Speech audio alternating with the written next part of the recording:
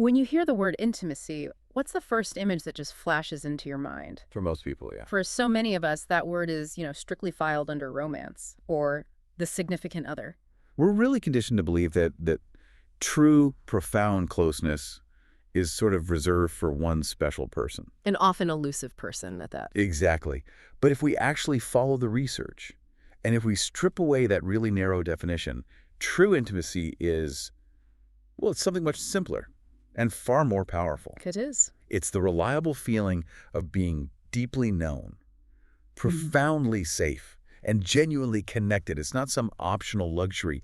It's a core human requirement for thriving. And when that core requirement isn't met, and isn't met consistently, we see a crisis unfold. I mean, the data we pulled for this deep dive it's stark. It really is. Nearly 1 in 3 adults report feeling lonely on a daily basis. And this isn't just, an uncomfortable social feeling. Loneliness is a psychological wound. And it carries a measurable physical cost. Absolutely. Studies show that persistent loneliness elevates stress hormones, like cortisol, which damages our overall health.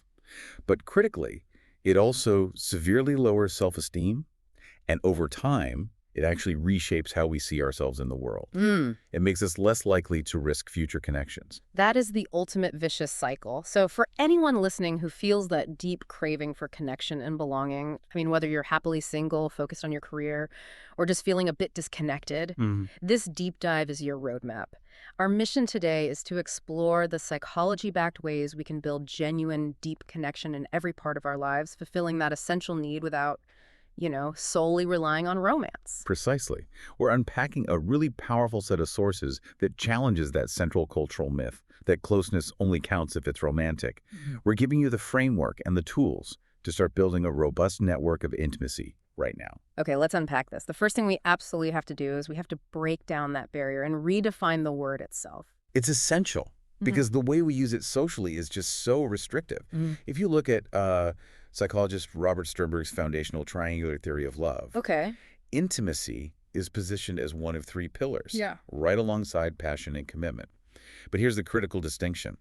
Intimacy is the pillar defined by feelings of closeness, shared understanding, and mutual regard. Meaning, it's the only one of the 3 that doesn't inherently require sexual attraction or, long-term contract. Exactly. When social psychologists study close friendships, they're studying intimacy divorced from passion. They're looking at that emotional component, the ability to share thoughts, feel bonded, trust another person. So intimacy can take all these other forms. Oh, absolutely. Non-physical forms, emotional, intellectual, creative, even spiritual closeness. But when you internalize that, I mean, the relief is enormous. You realize the pressure to find the one to complete you. It just dissolves. Right. Your deepest needs for being known can be fully met through profound friendships or community groups or family bonds. And this isn't just a nice idea. No, not at all. This work gets really interesting because the empirical data confirms this. There are research-backed benefits of strong, non-romantic bonds, specifically close friendships. They're staggering. How? People with robust friendship networks report much higher levels of life satisfaction. They demonstrate significantly less clinical loneliness. And yes, they actually show better physical health outcomes. Friendship truly is preventative medicine. So as we move forward, I really encourage you to think about this. Forget what movies tell you for a second. What's your personal metric for intimacy? Is it feeling safe enough to hash out a complicated idea without judgment? Or maybe laughing so hard with a friend you forget to check your phone. Exactly. Defining it on your own terms helps you recognize the opportunities for connection that are already surrounding you. Once we broaden that definition, we can move from this grand, overwhelming idea of vulnerability to practical daily steps. Yes. Which leads us to our first actionable technique, which the sources call micro-openness. This is a crucial finding in self-disclosure studies.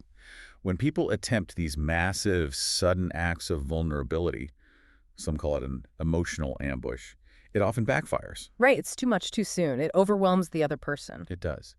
And it causes the sharer to retreat from the risk. Micro-openness is the psychological counterpoint. It posits that gradual, small acts of self-disclosure build sustainable trust and closeness far more effectively. You're opening the door just a crack instead of ripping it off the hinges. Perfect analogy. But wait, how is this different from just complaining about your day or venting? Because that can sometimes feel like a burden on a relationship. That's a great question. And it's an essential distinction. Complaining tends to be surface-level judgment. Micro-openness is deeper because it reveals an internal state, often with a small measure of risk. Okay, give me an example. So instead of the surface-level answer, work was fine, but my boss is annoying, the micro-openness admission is something like, I'm struggling with imposter syndrome this week. I feel exposed because I don't think I'm keeping up with these deadlines. Wow, okay. That immediately changes the tenor of the conversation. You've shared something authentic that invites a reciprocal level of trust. And that's the mechanism. It's the reciprocity principle. When you signal that small level of safety, you invite the other person to respond in kind. You build a mutual foundation of authenticity. So micro-openness is about the content we share. But that content needs, what, a reliable container to thrive in? Exactly. And that reliable container is built through predictability. This brings us to the power of ritualized connection. Ritualized connection. Yeah. Closeness doesn't just happen in spontaneous, high-stakes heart-to-hearts. It actually thrives most consistently in small, repeated, low-stakes practices. These are the rhythms of a relationship, right? It could be a standing Friday coffee with a colleague that has nothing to do with work. Or a Sunday afternoon video game session with a sibling who lives across the country. The psychological benefit of these rituals is security. Predictability reduces anxiety. When you know that connection point is guaranteed, that the relationship is reliably showing up for you, it strengthens feelings of belonging. It lowers the internal barrier to intimacy because you don't have to worry if they're going to be there next time. Let's move to a currency that is incredibly rare, I think, in the modern age. Attention.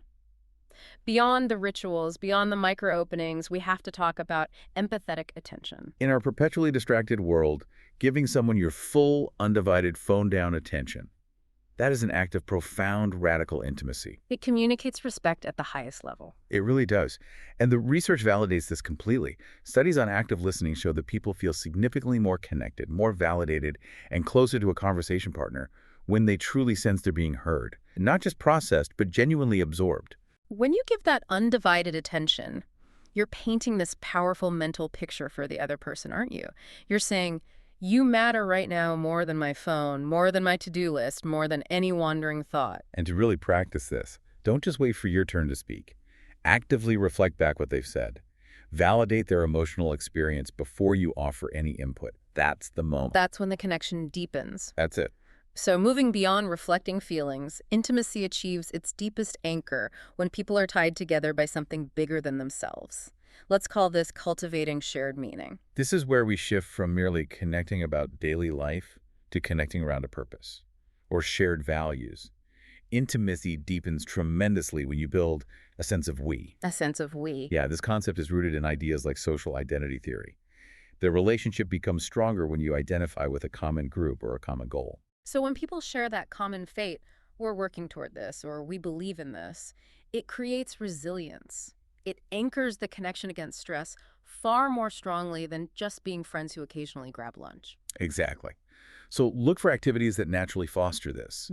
Join a demanding volunteer effort. Launch a creative project together. Even participate in a faith group that demands contribution. Because those activities force a collaborative vulnerability. Yes, and that elevates the bond far beyond small talk and into a shared identity. Okay, here's where the sources threw me for a bit of a loop, but it is the critical foundation for everything we've talked about. Every single connection you seek, every deep bond you crave externally, it all begins with the one you have internally.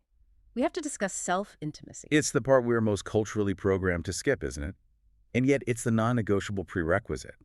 If you are consistently ignoring your own internal signals, your emotions, your discomfort, your joy, it becomes fundamentally impossible to let others in authentically. Because if you don't know who you are and what you feel, how can you expect someone else to successfully know you? You're asking them to hit a moving, undefined target. Exactly. And psychologically, we see this manifest as poor emotional regulation. If you lack self-intimacy, you might experience what's called cognitive fusion, where you can't separate yourself from your feelings. Meaning you don't feel sadness, you are sadness. You are sadness, exactly. Yeah. And that makes external sharing overwhelming and confusing for everyone involved. So, practically speaking, what does self-intimacy look like beyond just, the word journaling? It requires consistent self-awareness and self-compassion. It means taking a mindful walk, specifically to map your emotional landscape, noting where stress is physically held in your body. It means asking yourself, what are the triggers that repeatedly take me offline? And what core need is being violated when that happens? Precisely. That level of internal analysis is the bedrock. And the implication here is profound. The more you know and accept yourself, the messy parts included, the more confidently and authentically you can show up for others. And the deeper and more genuinely fulfilling your external connections will inevitably become. To recap the central discovery from these sources, most of us grow up believing intimacy belongs only to romance. But that is a costly myth. A myth. Intimacy is a human resource that's available everywhere. In friendships, in family, and fundamentally, in the quiet ways we choose to show up for ourselves. We've covered the roadmap for building this resource. Redefining intimacy, practicing micro-openness. Ritualizing connection, offering deep, empathetic attention. Cultivating shared meaning, and strengthening self-awareness as the absolute foundation. So what does this all mean for you right now? Well, that longing for closeness isn't a deficit in your life. It's a universal requirement for thriving. And the beautiful news is that the tools to build it, they're not dependent on fate. They are already within your psychological reach. So if intimacy is built on feeling known, and if connection thrives on routine, consider this final question. What is one non-romantic relationship in your life, a friend, a family member, a mentor, that would be fundamentally transformed if you committed to just 15 minutes of dedicated, undivided, empathetic attention every single week? Think about that single connection you could elevate this week, starting with just presence.